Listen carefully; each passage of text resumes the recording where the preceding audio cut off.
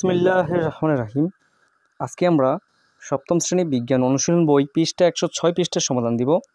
আজকের ক্লাসটি সম্পূর্ণ সৃজনশীল। সম্পূর্ণ ভিডিও না দেখলে তোমরা ক্লাসটি বুঝবে না। আমরা প্রথমে এই কলামটির উত্তর দিব, বাম পাশের কলাম। তারপরে ধারাবাহিকভাবে দ্বিতীয়, তৃতীয়, চতুর্থ কলামের উত্তর দিব। প্রথম কলামে বলা হয়েছে যে নদী ও নদীর আশেপাশের পরিবেশের পরিবর্তন।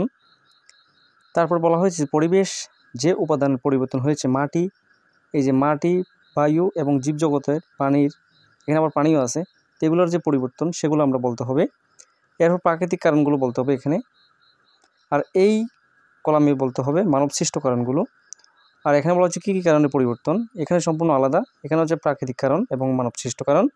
চলো আমরা শুধু নদী ও নদীর আশেপাশে পরিবেশের পরিবর্তন দেখি। এখানে দেখো বাম পাশে শিল্পায়ন হয়েছে, হাট বাজার, গাছপালা উজাড়, এটা হচ্ছে নদীর আশেপাশে চাষ জমি তৈরি। তার এখন হচ্ছে নদীর যে পরিবর্তন সেটা বলবো। নদীর গভীরতা কমে যাওয়া ও নদীর গতিপথ পরিবর্তন ইত্যাদি, এটা হচ্ছে নদীর পরিবর্তন। আর নদীর আশেপাশে পরিবর্তন হচ্ছে যে এই উপরের অংশটুকু আর নিচের অংশটুকু নদীর পরিবর্তন, মনে রাখবা। চলো আমরা এখন দেখে আসি কিভাবে পরিবর্তনগুলো হলো। আশেপাশে কিভাবে শিল্পায়ন গড়ে উঠেছে, বাজার হাট গড়ে উঠেছে, সেটা আজকে দেখাবো।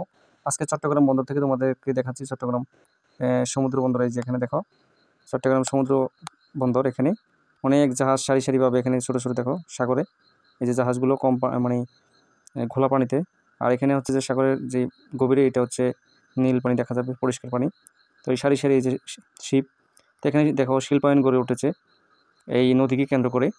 হ্যাঁ, তো এখানে যেহেতু ফসলের জমি ছিল, ফসলের জমি উজাড় হয়ে গেছে, তো নদীর গতিপথ পরিবর্তন হয়েছে, নদী এঁকে বেঁকে চলে, নদীর গতিপথ পরিবর্তন হয় এবং নদীর গভীরতা কমে যায়। নদী যেখানে দেখো নিচের তলদেশে পলিমাটি জমে, নদীর গভীরতা কমে যায়। তো এই হচ্ছে যে নদী এবং নদীর আশেপাশের যে পরিবর্তন, এটা হচ্ছে। তো তোমাদের বিভিন্ন রকমভাবে দেখাইতে পারি। এই যে সুন্দরবন যদি দেখাই, সুন্দরবনের তুমি দেখো এই যে সবুজ অংশ, গাঢ় সবুজ, এটা হচ্ছে সুন্দরবন। সুন্দরবনের নদীগুলো, এখানে সব নদীতে কিন্তু শিপ জাহাজ চলাচল করে না। তো এখানে শিল্পায়ন, এখানে দেখো শুধু জঙ্গল আর জঙ্গল, এখানে কোনো শিল্পায়ন গড়ে ওঠে নাই। তো এটাই হচ্ছে যে পার্থক্য।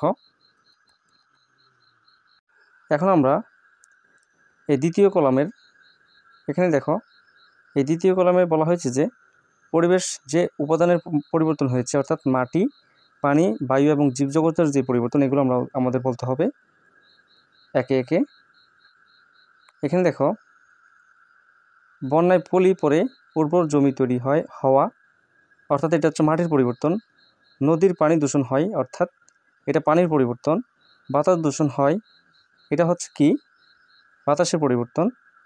এবং জীব বৈচিত্র্য হারিয়ে যায় ইত্যাদি, এটা হচ্ছে অর্থাৎ বাতাস, পানি এবং মাটি যদি পরিবর্তন হয় তাহলে জীবজগতের পরিবর্তন হয় তৃতীয়।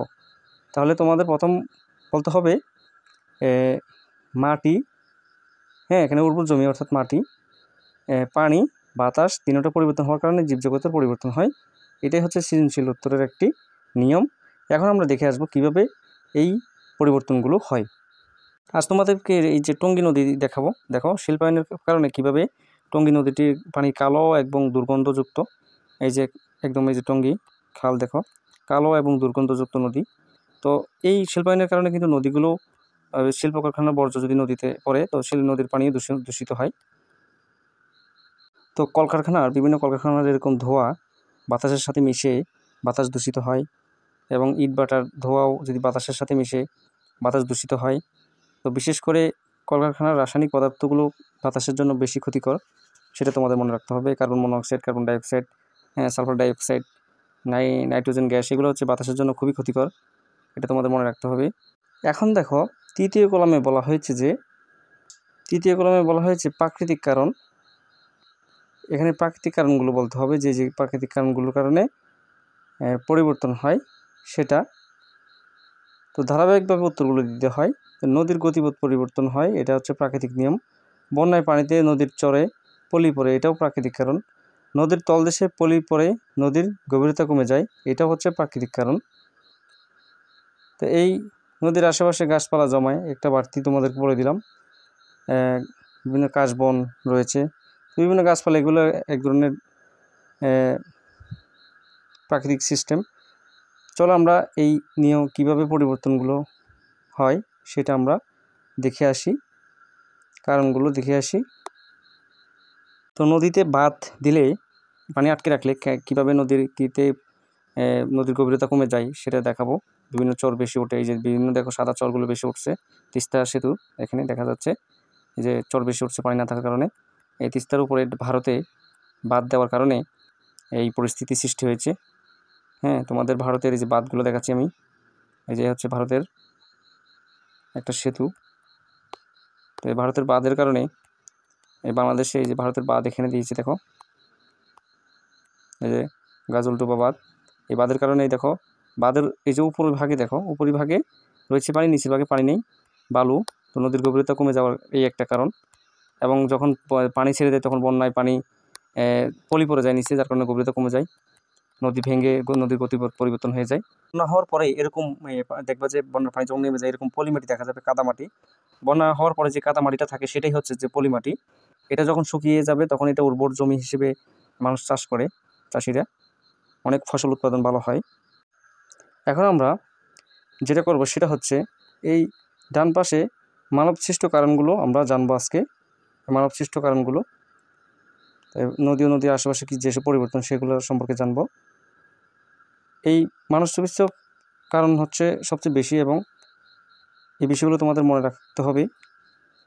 প্রথম হচ্ছে ভারতের ফারাক্কা ও তিস্তা। ভারতের ফারাক্কা ও তিস্তা বাঁধসহ বিভিন্ন বাঁধ তৈরির কারণে নদীর প্রকৃতি রূপ হারিয়েছে, অর্থাৎ পানি আটকে রাখলে নদী শুকিয়ে যায়, চর ভাসে। জমিতে কীটনাশক বেশি ব্যবহার করলে পানি দূষণ হয়। তোমরা মনে রাখবা, প্রথমে আমরা কি বলেছি, নদীর যে পরিবর্তন সেটা এখানে বাঁধের কারণে, তারপর আপনার কীটনাশকের কারণে পানি পরিবর্তন হয় সেটা বলেছি। তো প্রথমে নদী এবং পানি, এটা ধারাবাহিকভাবে তোমরা মনে রাখবে। তারপর দেখো কলকারখানার বর্জ্যে পানি দূষণ হয়, সেটাও পানি দূষণের কথা বলা হয়েছে, শুধু পানির কথা। কয়লা বিদ্যুৎ কেন্দ্র, ইটের বাটা, জমে আগুন দেওয়া, কলকারখানার পুরানো রাসায়নিক গ্যাসে বাতাস দূষণ হয়। তারপর দেখো অর্থাৎ মাটি, পানি, বাতাস দূষণ হলে গাছপালা ও প্রাণীর ক্ষতি হয় বা জীববৈচিত্র্য হারিয়ে যায়। তো এরকম মাটি, পানি, বায়ু, বাতাস এগুলো সম্পর্কে তোমাদের বলতে হবে। তো আমরা ধারাবাহিকভাবে সবগুলো বলেছি। এখন জীবজগৎ কি সেটা তোমাদের বুঝিয়ে দেবো। জীবজগৎ হচ্ছে গাছপালা এবং প্রাণী নিয়ে যে জগৎ সৃষ্টি হয় সেটাই হচ্ছে জীবজগৎ। আশেপাশে যার পাশে যা আছে সব কিছু জীবজগতের অংশ। তো আমরা চলো দেখে আসি এই মানব সৃষ্ট কারণগুলো কি কি সেটা আমরা দেখে আসি এখন। যেটা বুঝতে হবে সেটা হচ্ছে তোমাদের জীবজগৎ কি। জীবজগৎ হচ্ছে যে তোমাদের এই যে সবুজ গাছপালা এবং বিভিন্ন ধরনের প্রাণী মিলে যেসব প্রাণী, মানুষ, গরু, ছাগল সব কিছু মিলেই জীবজগতের অংশ। তো এখানে দেখো, তো জীবজগৎ যখন তোমার শিল্প কারখানা হয়, বিল্ডিং হয়, যেমন গার্মেন্টস হয়, তখন তো অবশ্যই জীবজগৎ হারিয়ে যায়, বন্য পশুগুলো হারিয়ে যায়, জঙ্গল থাকে না। তারপর এখানে দেখো নদীর যে পানিতে বিভিন্ন শিপ, বিভিন্ন ধরনের বাণিজ্যিক শিপ থাকার কারণে এখানে মাছের পরিমাণও খুব কমে যায়। তো এইভাবেই জীবজগৎগুলো হারিয়ে যায়। তো জীবজগৎ তোমাদের বুঝতে হবে কি, সকল ধরনের প্রাণী এবং উদ্ভিদকেই জীবজগৎ বোঝায়। এবং প্রাণীর সমন্বয়ে ক্ষুদ্র থেকে বড় পর্যন্ত যেই ধরনের প্রাণী আছে, মানে অর্থাৎ উদ্ভিদ এবং প্রাণী সব কিছুই জীব। এই জীব সবগুলোকে নিয়েই জীববৈচিত্র্য, এটা তোমাদের মনে রাখতে হবে।